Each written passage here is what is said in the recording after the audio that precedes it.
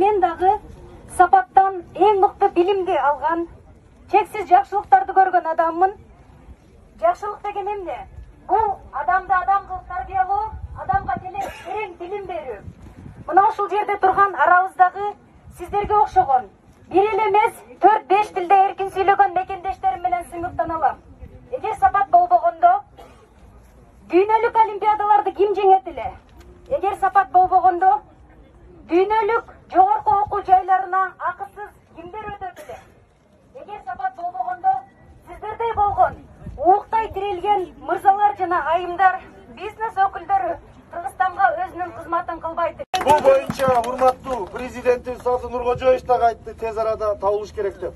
Ошондуктан укук коргоондарынан биз Орхон Инанды өзүнүн элине, жерине, балдардын алдына сак саламат келишин сурайбыз. Урматтуу акелер, сабыр кылып, жакшы дуа кылып, тилек кылып турайлы. Сак саламат келет деген ниетте турайлы.